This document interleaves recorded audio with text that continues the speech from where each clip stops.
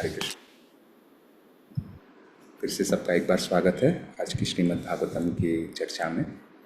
तो हम एक्चुअली काफ़ी दिनों से महाराज पुरंजन के बारे में सुनते हुए आ रहे हैं। तो महाराज पुरंजन की जो कथा है इसको एलेगोरी कहा जाता है, रूपक कथा। तो उनके जो कार्य है, हर एक कार्य से हमें एक सीख प्राप्त होती है। जैसे पिछले हफ्ते जब हमने बात की थी कि जब महाराज पुरंजन अपने दास दासियों से पूछते हैं कि आपका सब कार्य ठीक से चल रहा है कि नहीं, आपकी रानी ठीक है कि नहीं। ये जो हाउ डू से दिस एक्ट, ये जो एक्ट है ये हमारे लिए है कि हम अपने इंद्रियों को निग्रह कर रहे हैं कि नहीं, है ना, कि we are taking care of कि हमारा इंद्रिय जो है गलत कार्यों में लग रहा है कि नहीं। So that is how. तो हमें ये समझना चाहिए कि ये जो कैसे पुरंजन, महाराज पुरंजन जी की जो कथा है उसे अपने जीवन में कैसे उतारना है। तो आज का जो कथा है, आज का जो श्लोक है उसमें एक स्पेसिफिक पॉइंट पे बहुत जोर दिया गया है। तो यहाँ पे क्या बताया है महाराज पुरंजन ने कि let me read the translation. King Puranjan said, "My dear beautiful wife, when a master accepts a servant as his own man but does not punish him for his offenses, the servant must be considered unfortunate." तो एक गुरु और शिष्य के बीच में जो संबंध है वो किस प्रकार रहता है। तो गुरु का जो कार्य है वो शिष्य को सिर्फ अच्छे अच्छे चीज़ें बोलना नहीं है, उनको दंड देना भी है, उनको सही रास्ते पे लाना भी है। तो ये जो चीज़ें हैं ये गुरु के कार्य है।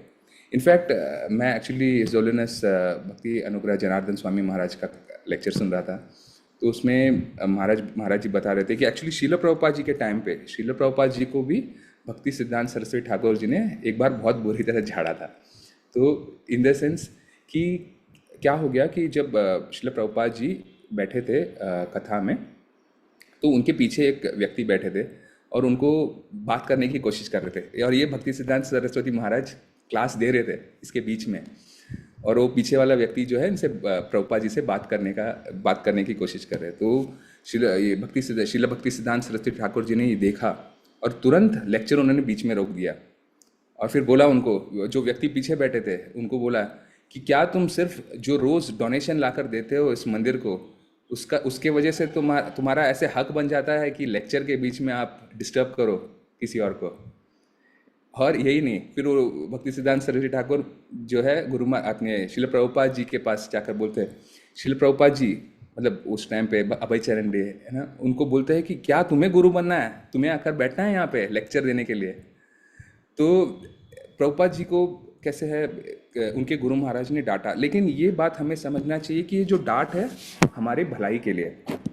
इनफैक्ट 1974 में शिल प्रभुपाद जी ने एक पत्र लिखा था, उसमें लिखा था कि ये मेरा कार्य है ना, this is my duty to correct my disciples, right, otherwise how will they grow in devotion.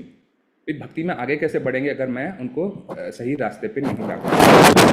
यहाँ पे प्रभुपाद जी ने भी अपने परपट में लिखा है ना कि जो गुरु है उनको अपने शिष्यों को डांटने का पूरा हक है। चैस्टाइज वर्ड जहाँ पे यूज़ किया गया है, चैस्टाइज। तो चैस्टाइज का डेफिनेशन क्या बताया गया है? चैस्टाइज का डेफिनेशन है कि जो दंड शारीरिक रूप से दिया जाता है, मतलब अभी शारीरिक रूप से कैसे बोला जाए, मतलब मारना नहीं है, लेकिन अगर कोई आपको डांट भी दे, अगर आप देखो कि कभी कभी जो शब्द है वो ज़्यादा घाव देते हैं, है ना, शारीरिक दंड से भी। तो यहाँ पे वो चीज़ें बताई गई है कि प्रभुपाद जी समझा रहे कि आपको आप जब गुरु का रोल अदा कर रहे हो या फिर आप फॉलो कर रहे हो, तो आपको हक बनता है कि अपने शिष्यों को दंड देना। तो यहाँ पे एक्चुअली जनार्दन स्वामी महाराज ये बता रहे थे कि कैसे है, दंड तो सबको मिलता है, लेकिन कुछ जो व्यक्ति रहते हैं उनके हृदय जो है ना मटके जैसे रहते हैं। कुछ लोगों के जो मटके रहते हैं, जो हृदय है वो मटके, लोहे के मटके रहते हैं, एंड कुछ जिनके हृदय रहते हैं जो है मिट्टी के मटके रहते हैं, तो मिट्टी के पॉट्स जैसे बोलते हैं ना। तो कैसे है कि जिनके लोहे के मटके हैं उनको डांट पड़ने के बाद भी वो संभल जाते हैं, उनको ज़्यादा फर्क नहीं पड़ता। लेकिन कुछ जिनके हृदय मिट्टी के मटके जैसे रहते हैं उनको पहले डांट पड़ते ही उसमें क्रैक आ जाता है, और फिर आप भले ही कितना फेविकॉल लगाओ या फिर कुछ भी करो आप, लेकिन वो क्रैक जो है वो बढ़ते जाएगा के अनुसार, है ना। लेकिन यही कार्य है गुरु का। गुरु का कार्य क्या है? टू गाइड और ये जब गुरु जब किसी को गाइडेंस देते हैं तो ये समझना चाहिए कि वो हमारे जो मटेरियल कार्य है, जैसे हम लोग का भौतिक कार्य है, उसको चेक में रखते हैं। इन द सेंस, अगर आप कोई शिष्य गलत राह पे निकल जाए, है ना, गलत राह पे चलने लगे, तो गुरु का कार्य बनता है कि वो उसको सही रास्ते पे लेकर आए। और भले ही उसके लिए उनको थोड़ा कठोर शब्द यूज करना पड़े या फिर उनको प्रेम से करना पड़े, वो अभी वो गुरु के ऊपर है, लेकिन उनका कार्य है कि उस शिष्य को सही रास्ते पे लेकर आए। और यही भी बताया जाता है कि हम सब जो हम हमारे गुरु के सामने जब हम जाते हैं, तो हमें एक मूर्ख के तरह जाना चाहिए। ऐसे नहीं जाना चाहिए कि हमें सब कुछ पता है ना। मतलब मूर्ख का अर्थ ये नहीं है कि हमें मूर्खतापूर्ण प्रश्न पूछने हैं, लेकिन मूर्ख का अर्थ ये है कि हमें गुरु के सामने अपने आप को बढ़ा चढ़ा के नहीं बोलना चाहिए ना, एकदम अपने आप को एक मीनियल सर्वेंट, एक नौकर के रूप में देखना चाहिए। अभी वो नौकर का भी अर्थ क्या है कि आप भले ही बड़ा कार्य करो, लेकिन आप इस प्रकार करो कि आप कोई उस चीज में फेम लेना नहीं चाहते हो, है ना। Menial servant, we should be able to do service without prestige. कि वो जो कार्य जब हम करते हैं ना, कि ऐसे देखकर नहीं कि अरे हमें 100 लोग देखेंगे और फिर हमारे गुरु महाराज खुश हो जाएंगे और फिर हम लोग को इतने लोगों के सामने हमारी बड़ाई करेंगे, वो जो है ये लेकर नहीं चलना है। यहाँ पे गुरु महाराज, इनफैक्ट श्रील प्रभुपाद जी ये बताते हैं कि अगर एक गुरु अपने शिष्य को प्रसाद लेने के लिए अपने साथ ना बुलाए, तो शिष्य को पूरे दिन उपवास करना चाहिए। यहाँ तक बताया श्रील प्रभुपाद जी ने कि पूरे दिन खाना नहीं चाहिए, क्योंकि गुरु मुझे भूल चुके हैं।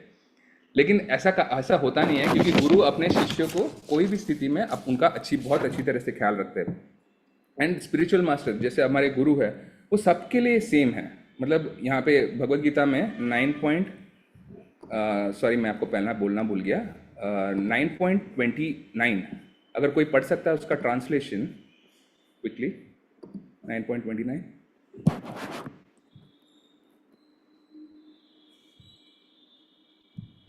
मैं पढ़ती हूँ। मैं एक्चुअली देखा नहीं। ओके सर, ये प्रभु जी मैं पढ़ देती हूँ। आभा माता जी आप पढ़िए। अच्छा ओके। हरे कृष्णा। मैं न तो किसी से द्वेष करता हूँ, न किसी के साथ पक्षपात करता हूँ। मैं सबों के लिए समभाव हूँ, किंतु जो भी भक्ति पूर्वक मेरी सेवा करता है वह मेरा मित्र है, मुझ में स्थित रहता है और मैं भी उसका मित्र हूँ। यस, तो जो भगवान ने यहाँ पे कहा है ना कि मैं सबके लिए एक तरह से देखता हूँ, मैं सबको एक तरह से देखता हूँ, उसी प्रकार जो है गुरु अपने सारे शिष्यों के लिए समान रूप से देखते हैं। लेकिन अभी ये समझना चाहिए कि जब गुरु अपने सारे शिष्यों को समान रूप से देखते हैं, उसका अर्थ ये नहीं है कि वो समान रूप से सबको डांट देंगे या फिर अच्छे से बोलेंगे, क्योंकि सबका जो कैटेगरी है वो अलग अलग प्रकार से है ना। तो यहाँ पे ये बताया गया है कि श्रील प्रभुपाद जी जो है अपने शिष्यों को, कुछ शिष्यों को बहुत चैस्टाइज करते थे, मतलब बहुत डांटते थे, और कुछ शिष्यों को भले ही गलती करे उतना डांटते नहीं थे। यहाँ पे एक स्टोरी आती है, क्योंकि श्रील प्रभुपाद जी जो अपने सेक्रेटरी है ना, उनको हर 6 महीने में बदलते रहते थे। क्यों? क्योंकि ऐसे होता है ना कि फैमिलियरिटी ब्रीड्स कंटेम्प्ट, बोलते हैं कि जैसे आप किसी को बहुत क्लोजली जानते हो तो फिर उनका जो महत्व है वो कम हो जाता है। तो प्रभुपाद जी जो है हर 6 महीने में अपने सेक्रेटरीज को चेंज करते रहते हैं। तो एक बार क्या हो गया कि उनका एक सेक्रेटरी जो है वो 6 महीने के बाद वो सेवा छोड़ना नहीं चाहता था। तो प्रभुपाद जी को पता है कि उनके जो सेक्रेटरी है बहुत काबिल है, मतलब उनको अगर वो प्रीचिंग करे तो हो सकता है कि वो विश्व में बहुत प्रीचिंग कर सके, बहुत अच्छे से प्रीचिंग कर सके। तो प्रभुपाद जी बोलते हैं उनको कि आप जाइए, आप है ना प्रीचिंग कीजिए, you go out and preach. तो लेकिन शिष्य बोल रहे नहीं नहीं नहीं, मुझे नहीं जाना है, मुझे कहीं पे नहीं जाना है, मुझे आपका ही सेवा करना है। तो ये बार बार बोलते हैं। तो प्रभुपाद जी उनको वापस बोलते हैं कि नहीं, तुम जाओ बाहर और प्रीच करो, सबको भगवान के बारे में बताओ। तो फिर वो बोलने लगता है कि अरे मैं क्या करूँगा, आप मुझे ऐसे जगह पे भेज रहे हैं जहाँ पे जंगल है, पहाड़ है। तो बोले जाओ पहाड़ के ऊपर बैठ के तुम चैंटिंग करो। फिर बोलते हैं वहाँ पे कुछ खाने नहीं मिलेगा। अरे आप झाड़ पत्ती खा लेना, लेकिन आप जाओ, मैं आपको बोल रहा हूँ आपको जाने के लिए। और फिर बोलते हैं कि मैं, अगर आप मुझे जबरदस्ती भेजोगे ना तो मैं छोड़ के चला जाऊंगा इस्कॉन। तो प्रभुपाद जी बोलते हैं तुम छोड़ के कैसे जाते हो, मैं तुम्हें निकाल दूंगा इस्कॉन से अगर तुम जाओगे नहीं तो फिर आगे ऐसे कथा आती है कि वो जो डिवोटी है वो जाते हैं बाहर और प्रीचिंग करना शुरू करते हैं। और क्योंकि उनके पास जो है प्रभुपाद जी का अनुग्रह है, इतना अच्छा प्रीचिंग करते हैं, इतना अच्छा बुक डिस्ट्रीब्यूशन करते हैं उनके खास करके यूरोपियन देशों में उनके इतने उन्होंने इतने प्रभुपाद जी के बुक्स को ट्रांसलेशन किया और इतना अच्छा प्रचार किया कि वो एक समय में जाने के बाद जीबीसी में भी आ गए और इनिशिएटिंग गुरु भी बन गए। तो ये हमें समझना चाहिए कि जो प्रभुपाद जी का निर्देश है ना, वो कुछ लोगों के लिए भले थोड़ा कठोर लग सकता है उस समय के लिए, लेकिन वो जो है फाइनली हमारे लिए बहुत यूजफुल है ना। Again sometimes it is very difficult to accept chastisement. ये तो सच सबको बताया ना कि जब डांट पड़ती है तो किसको अच्छा लगता है यहाँ पे डांट पड़ती है तो, अगर खास करके अपने गुरु से, शिक्षा गुरु से अगर डांट पड़ती है तो अच्छा लगता है नहीं ना। लेकिन फिर हमें समझना चाहिए कि ये जो डांट है ये हमारे फायदे के लिए। क्यों? आपको उतना ही लेवल का बुरा लगेगा जितना आपका जो अंदर मिथ्या अहंकार है ना, फॉल्स ईगो, आपके अंदर जितना है उतना ही आपको बुरा लगेगा। अगर आपके अंदर मिथ्या अहंकार बहुत कम है तो आप डांट को थोड़ा सुन लोगे और फिर समझ जाओगे कि हाँ अगली बार मुझे ये सही करना है। लेकिन अगर आपका मिथ्या अहंकार बहुत ज़्यादा है तो फिर आपको लगेगा कि नहीं नहीं नहीं, मैं बाहर जाऊंगा तो और अच्छे से कर सकता हूँ, इनको क्या बताया है, मुझे पता है ज़्यादा, है ना। तो ये जो है अपने मिथ्या अहंकार के ऊपर ये डिपेंड करता है कि हमें जो चैस्टाइजमेंट, जो हमें करेक्टनेस जो मिलता है अपने गुरु से, वो हमें कितना बुरा लगता है उस चीज़ के लिए। इनफैक्ट एक स्टोरी आता है जो वही जनार्दन स्वामी महाराज बताते हैं कि इस बार क्या हुआ, गुरु महाराज जी ने, हिज होलिनेस गोपाल कृष्ण गोस्वामी महाराज ने उनको बोला था कि आप ये ना इस एक शिष्य है उनको कॉल कर दीजिए। तो फिर जनार्दन स्वामी महाराज बोलते हैं कि अरे इतना छोटा कार्य है, मैं बाद में कर लूँगा। मतलब अब उन्होंने अपने आप से सोचा ऐसे कि मैं बाद में कर लूँगा, और फिर समय चला जाता है और ये जो कार्य जो है ना वो भूल जाते हैं करने का। तो अगले दिन वापस गुरु महाराज को बोलते हैं कि तो आपने कॉल किया, मैंने उस व्यक्ति को बोला था कॉल करने के लिए। तो अभी महाराज बोल रहे थे कि मैं तो कुछ नहीं बोल पाया क्योंकि मैंने तो कॉल ही नहीं किया, मैं तो भूल गया कॉल करने को। तो फिर गुरु महाराज ने उनको डांट दिया, बोले कि तुमसे बड़ा लेजी व्यक्ति मैंने, आलसी व्यक्ति मैंने देखा नहीं है। तो तभी उनको समझ में आया कि नहीं, बात तो सही है कि मुझे जो छोटा सा कार्य दिया था वो भी मैं नहीं अच्छे से कर पाया। इनफैक्ट हमारे साथ भी एक स्टोरी हुआ था, ये शायद मैंने पहले भी बताया था। तो क्या हुआ एक बार कि ये शायद हम लोग 2011 एक्चुअली संकल्पम माता जी कृष्णमय माता जी, उनको सबको बताया ये स्टोरी। तो क्या हुआ था कि 2011 की बात है। तो हमारा एक्चुअली ऑफिस का जो कार्य था बहुत हेक्टिक था, 5 साल के लिए बहुत ऑफिस में काम किया सबका, हमारे सारे KYC का जो ग्रुप था उनका सबका बहुत कार्य था। तो हम लोग ने सोचा कि चलो इस बार जब होली आएगा, एज इन गौर पूर्णिमा जब आएगा, तो हम लोग सब जो मिलके ना पंढरपुर जाएंगे, गाड़ी करके पंढरपुर जाएंगे। तो ये बात हम लोग ने प्लान कर लिया, और ये प्लान हम लोग ने 6 महीने पहले से कर लिया था कि नहीं इस बार जो है छुट्टी मिलेगी जैसे ही तो हम जाएंगे पंढरपुर। तो ये प्लान हो गया। अभी क्या हुआ कि जो गौर पूर्णिमा के एक दिन पहले, जब हमारा जाने का नेक्स्ट डे जाने का प्लान था, तो गौर पूर्णिमा के एक दिन पहले मेरी दीदी जो है लक्ष्मी प्रिया माता जी, वो गई थी गुरु महाराज से। जनरली गुरु महाराज जो है गौर पूर्णिमा के टाइम पे इस्कॉन जू में रहते हैं, तो गुरु महाराज जी से मिलने के लिए गई। तो गुरु महाराज सब पूछे कि सब कैसा है, तो उन्होंने पूछ लिया कि आपका भाई क्या कर रहा है। तो उस टाइम पे तो दीदी ने बोल दिया कि अरे उन्होंने 6 महीने पहले से प्लान करके रखा था कि जाना है उनको पंढरपुर, वो ड्राइव करके जाएंगे, सब लोग सारे फ्रेंड्स सारे मिलके जा रहे हैं पंढरपुर।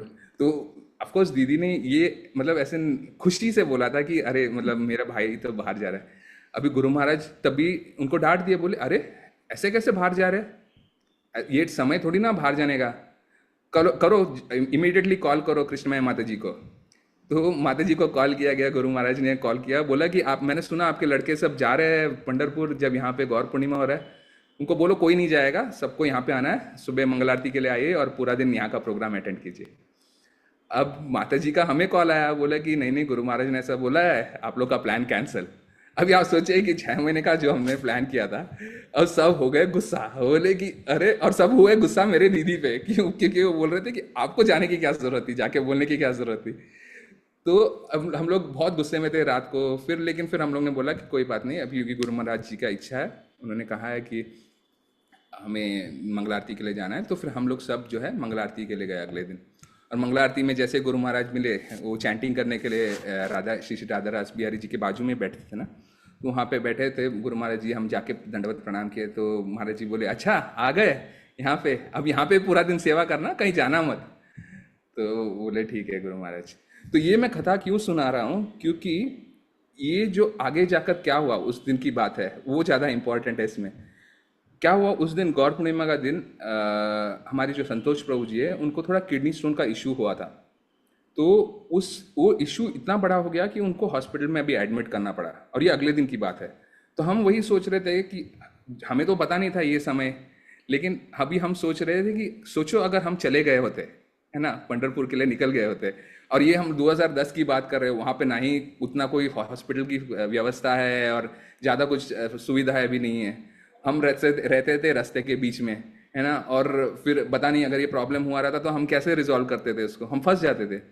तो अगर आप देखने जाओ अभी पीछे, जब when you look back right, that is when you understand कि ये सारी चीज़ें कैसे कनेक्ट होती है, कि गुरु महाराज ने आपकी साधना, कोई नहीं, आपकी कैसे बोलते हैं ना, साधना भक्ति आपके जान को भी बचाया है, वैसे देखा जाए तो, है ना। तो हमें हो सकता है कि हमें अपने, कैसे बोलते हैं, हमारे सीमित दृष्टि से हम आगे का नहीं देख सकते, लेकिन गुरु महाराज जी जो है, जो शुद्ध भक्त होते हैं, वो हमारा पास्ट भी देख सकते हैं, प्रेजेंट भी देख सकते हैं और फ्यूचर भी देख सकते हैं। और उनको जब पता चलता है कि इस व्यक्ति के साथ कुछ मतलब गड़बड़ होने वाला है, तो उनको पहले से सावधान कर देते हैं, है ना। लेकिन शिल प्रभुपाद जी यहाँ पे ये भी बताया गया है कि हर व्यक्ति जो है इस चेस्टाइजमेंट को अच्छे से नहीं लेता है। इनफैक्ट शिल प्रभुपाद जी के टाइम पे एक शिष्य था उनका, तो तभी वही टाइम पे जो है ये बताया गया था ना कि पहला व्यक्ति जो है मून पे कदम रखे है। तो जब प्रभुपाद जी थे तभी हुआ था। तो प्रभुपाद जी ने तो सीधे बोल दिया कि ऐसा को हो ही नहीं सकता, कोई व्यक्ति चंद्रमा पे जा ही नहीं सकता, क्योंकि शास्त्रों में दिया गया है कि चंद्रमा में ऐसे व्यक्ति जा सकते हैं जो बहुत पुण्यवान लोग हैं, वही जा सकते हैं। तो कोई व्यक्ति अपने बलबूते पे थोड़ी ना जा सकता है चंद्रमा। तो उस व्यक्ति जो शिष्य था उसको ये बात हजम नहीं हुई, है ना, अरे प्रभुपाद जी ने ऐसे कैसे बोल दिया, तो इसको नहीं छोड़ दिया। तो हमें ये बात समझना चाहिए कि जब अपने गुरु हमें कुछ कहते हैं तो हमें पूर्ण रूप से श्रद्धा होनी चाहिए उस बात पे। समझिए बात को कि एक व्यक्ति है जिन्होंने आपके ऊपर जिम्मेदारी ली है कि आपको भवसागर से पार करेंगे। At the end of your life he will take you out of the cycle of birth and death, ये भौतिक जगत से आपको बाहर निकालेंगे। तो आपका हक नहीं बनता है क्या कि वो जो भी बोलते हैं उसके ऊपर 100% आपका फेथ हो, है ना। ये हमने एक्चुअली एक और क्लास में भी सुना था, याद है आपको अगर, कि जो भगवान की जो चरण कमल है उसको नौका के रूप में माना जाता है। जो भगवान के चरण कमल है वो नौका है, जो नौका हमें इस भवसागर से पार कर सकता है। और इस नौका के कर्णधार कौन होते हैं, as in who is the captain of this boat? Guru Maharaj, Guru Maharaj, yes, it's the guru, right. तो ये जो कैप्टन है वो उनका, अभी जो बैठे हैं उस शिप में, उनका क्या कार्य होना चाहिए? उनका सिंपल कार्य क्या होना चाहिए? उनका कार्य to go back to Godhead. नहीं, जब आप बोट में बैठे हो तो आपका एक ही सिंपल कार्य होना चाहिए। क्या है वो कार्य? बैठना है। फॉलो करना। सॉरी, एक जन कोई बता सकते हैं? प्रभु जी, गुरु में फेथ रखना, कैप्टन में फेथ रखना। यस। तो आपका जो कैप्टन आपको जो बोल रहा है बस वो उतना फॉलो करना है और कुछ नहीं करना है एक्स्ट्रा। आपके कैप्टन ने बोला कि आप आज दाएं तरफ सो, आपको दाएं तरफ सोना है, आपको बाएं तरफ सोना, बोलेंगे बाएं तरफ सो, बाएं तरफ सोना है, बस उतना ही फॉलो करना है। आपका मन का कुछ नहीं करना है और आपको उस बोट में बैठे रहना है ना। ऐसा नहीं सोचना है कि चलो थोड़ा स्विमिंग करके आते हैं ओशन में फिर अगर एक बार आप उतर गए उससे ओशन से, फिर वो बोट निकल जाएगा, है ना। तो हमें जो है गुरु के सिर्फ आज्ञाओं को फॉलो करना है और बस बैठे रहना है उस बोट में, और बस वो that will be enough for us to go back home, back to God, right. हाँ, तो अभी यहाँ पे गुरु के बारे में बताया गया है कि गुरु क्या मतलब हमारे लिए क्या क्या करते हैं। कि गुरु जो है हमारे जो है फोकस को इम्प्रूव करते हैं भक्ति में, है ना। And he makes us a good devotee, हमें जो अच्छे भक्त बनाते हैं। इनफैक्ट आप देखो तो जो माता पिता और बच्चे के बीच में जो संबंध रहता है, आप देखिए कि कैसे है ना, कि बच्चे जो है आपके माता पिता के कुछ वर्षों तक बात सुनते हैं। एक बार वो थोड़े बड़े हो जाते हैं, फिर उनको लगता है कि अभी मुझे पता है ना, मैं करता हूँ अपने हिसाब से।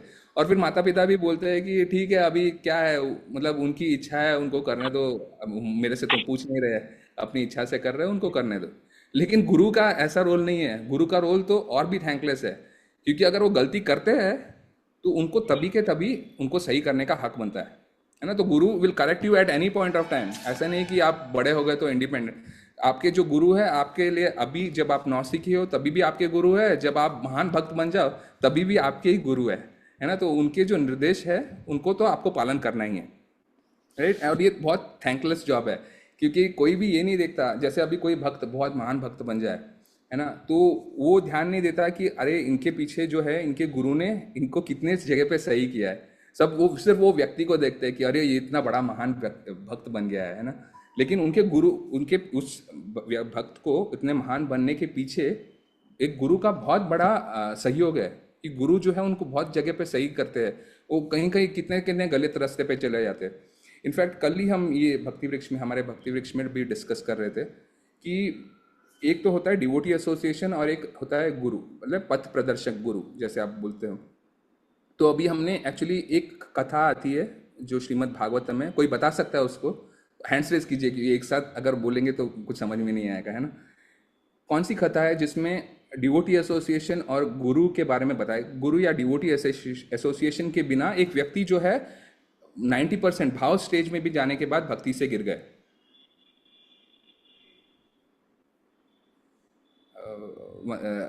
इंगोला माता ji, you can decide actually, you can. Disha माता जी बताएं। हरे कृष्णा, भरत महाराज की जो कथा है वो। यस, है ना। तो ये जो है भरत महाराज जी की जो कथा है वो हमारे लिए एक सीख है, क्योंकि भरत महाराज तो नित्य सिद्ध भक्त है, वो सिद्ध भक्त है। लेकिन उनको कुछ फर्क नहीं पड़ता है कि वो गिरे या उठे, क्योंकि वो भक्त ही है ऑलरेडी। लेकिन वो जो शिक्षा है वो हमारे लिए, कि हम कैसे भक्ति में आगे बढ़ सकते हैं और हमें कोई भी स्थिति में कैसे भक्तों का संग नहीं छोड़ना चाहिए या गुरु का आश्रय जो है वो उसको नहीं छोड़ना चाहिए।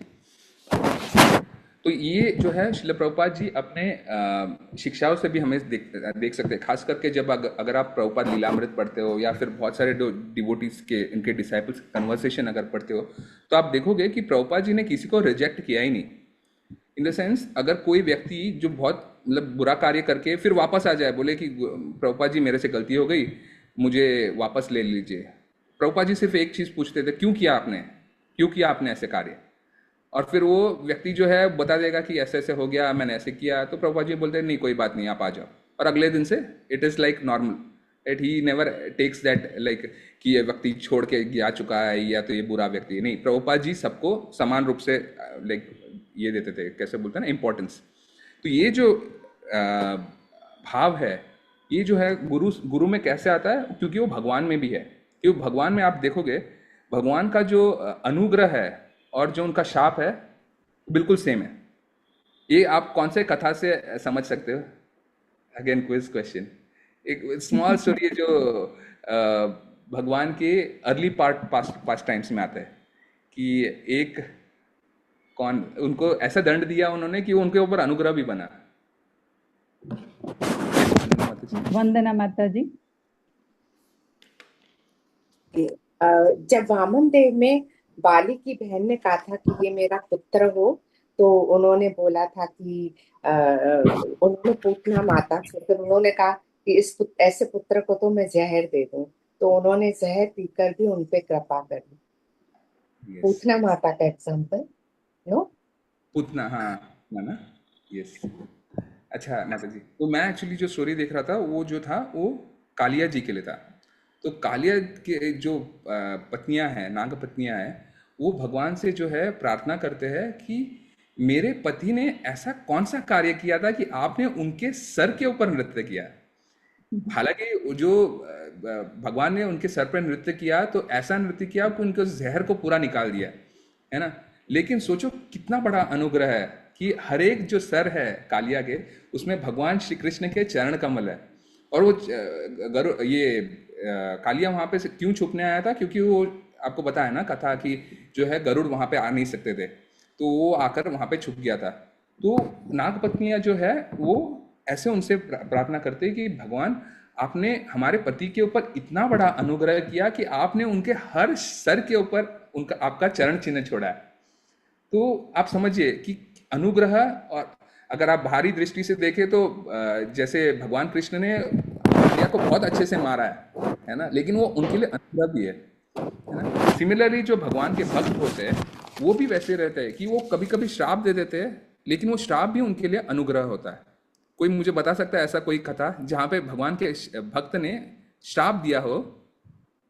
यस दिशा माता जी। तो नारद मुनि ने कुबेर के सन को जो श्राप दिया था, एक्चुअली वो उनके लिए बोन था, बिकॉज वो वृंदावन में पेड़ बन के रह गए थे। यस, तो ये जो है भगवान के जो अनन्य भक्त है, शुद्ध भक्त है, उनका ये लक्षण है।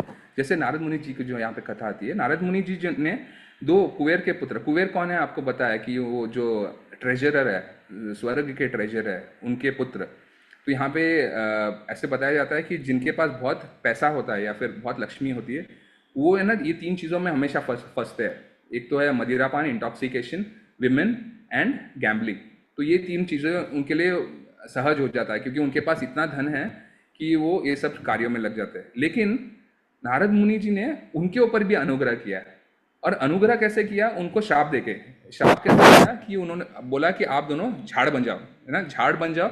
और झाड़ का जो योनि है वो इतना आसान योनि नहीं होता। सबको पता है कि एकदम ठंडी में भी उनको कोई चादर नहीं पहनाने वाला है, या फिर एकदम कोई गर्मी हो जाए, कड़क धूप पड़ जाए, अगर हम लोग ही बाहर जाकर खड़े रहे तो हम पूरे सूख जाएंगे। लेकिन झाड़ को वैसे ही खड़ा रहना पड़ेगा, कोई उनको छाव नहीं देगा, है ना।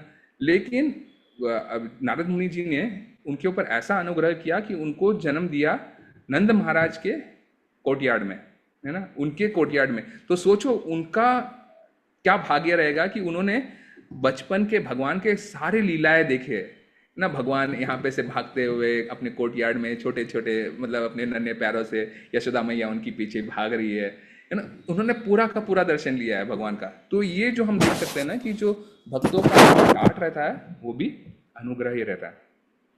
और कभी कभी ऐसा भी होता है ना कि at first this chastisement is very painful, right, कि हम लोग वैसे भी करते हैं कि हम जो है रिवोल्ट कर देते हैं कभी कभी कि नहीं हम अपना ही करेंगे, हम लोग अलग। हम लोग कभी कभी बोलते हैं कि नहीं हम इससे सहमत नहीं है, right, we have better ideas. ये सो जो सारे जो लक्षण है जो हम बोल रहे हैं, ये हमारा जो है फॉल्स ईगो, मिथ्या अहंकार है ना, उसको दर्शाता है कि आप ये सब होने के बाद भी आपके मन में ये सारी चीज़ें भाव आ सकती है। लेकिन अगर आप इसको सब हटा के सिर्फ ऐसे सोचिए कि ये जो है गुरु मुझे भगवत धाम वापस ले जाने वाले, और भले ही आपको डांट पड़ी है आज, you continue to follow, right, that will be enough for you to go back home, back to God. वो उतना जो आप चीज़ अगर आप करोगे कि नहीं कोई बात नहीं, ये मेरी गलती है, मेरे अंदर का जो कैसे बोलते हैं ना खराबी थी, वो एक्चुअली मेरे गुरु ने मुझे मेरे सामने रखा है।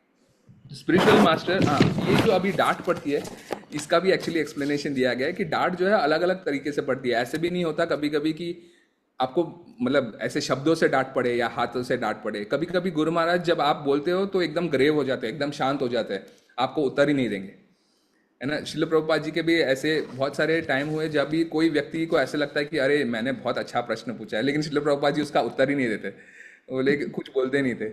तो ये जो है ये बात से भी आपको समझना चाहिए कि जो आपको है ना चेस्टाइजमेंट मिला है कि आपको आपके अंदर जो भाव है कि देखो मुझे इतना आता है ना, मुझे इतने बारे इस चीज़ों के बारे में इतना सब कुछ बताया, उस चीज़ को जो है आपके गुरु जो है ठीक करते हैं।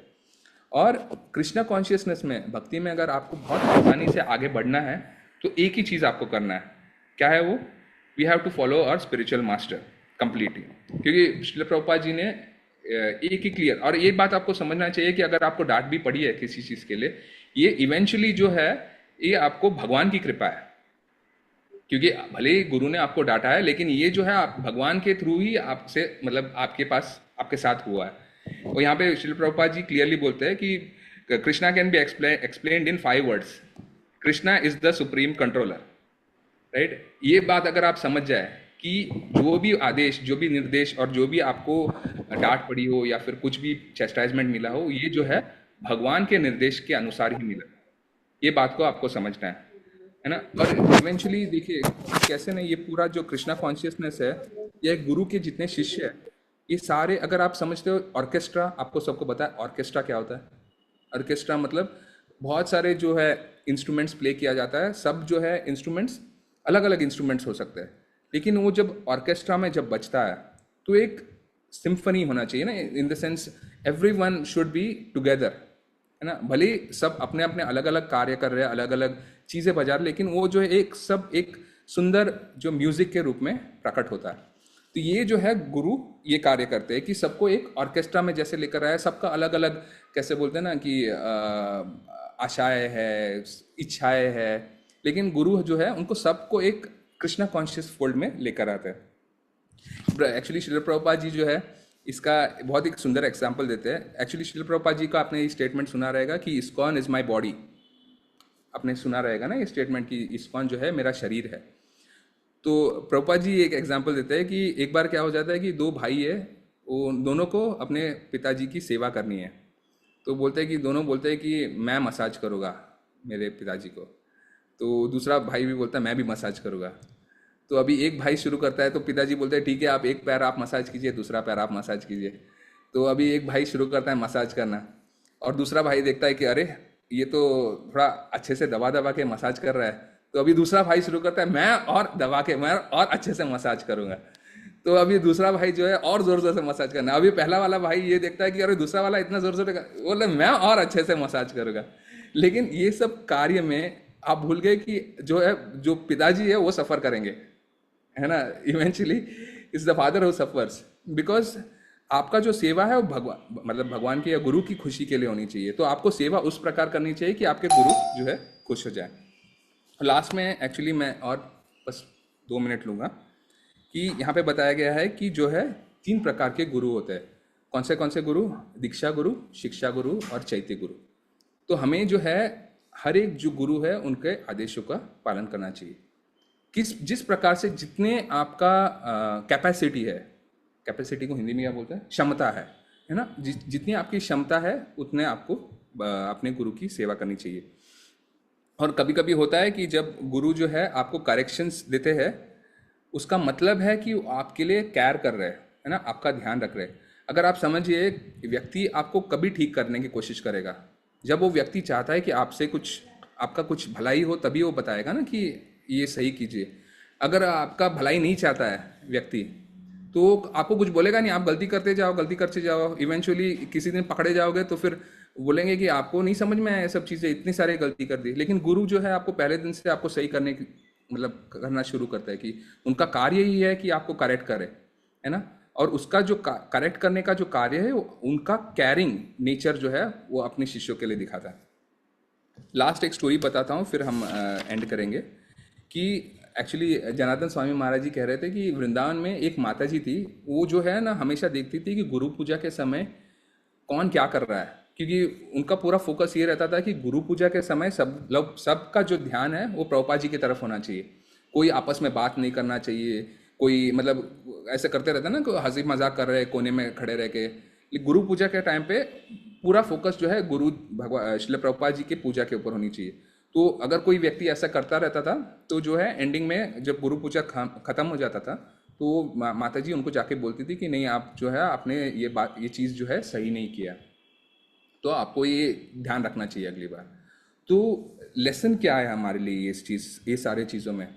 लेसन ये है कि अगर आपको लगता है कि कोई चीज़ गलत हो रही है ना, तो आपको एक नम्र भाव से सामने वाले व्यक्ति को जाकर बोलना चाहिए। इट डज नॉट मैटर कि आपके सीनियर है जूनियर है, लेकिन आपका जो भाव है ये नहीं होना चाहिए कि मैं अहंकार से बोल रहा हूँ या प्राइड से बोल रहा हूँ, घमंड से बोल रहा हूँ। आपका जो भाव है ऐसा होना चाहिए कि मैं बहुत ही फॉलन व्यक्ति हूँ। तो आप अगर जाकर ऐसे बोलोगे कि देखिए प्रभु जी या माता जी, देखो मेरा तो कोई योग्यता नहीं बनता और मुझे कुछ आता भी नहीं है, लेकिन अगर आप मुझे समझाएंगे ये चीज़ ऐसा क्यों हुआ है, तो जो सामने वाला व्यक्ति है ना, अगर उनका देखो भक्तों में भी डिफरेंट लेवल्स होता है, और जो महान भक्त होते हैं उनका जो ये अगर कोई जूनियर भी आकर उनको बताए कि ऐसे क्यों हो रहा है, तो वो जो है किसी चीज़ का बुरा नहीं मानेंगे, क्योंकि उनका मिथ्यांकार बहुत कम रहता है। तो वो चीज़ को एक्सेप्ट करेंगे, बोलेंगे कि अगर सही है तो बताएंगे कि क्या हो रहा है, अगर सही नहीं है तो वो जो है उसको करेक्ट करेंगे।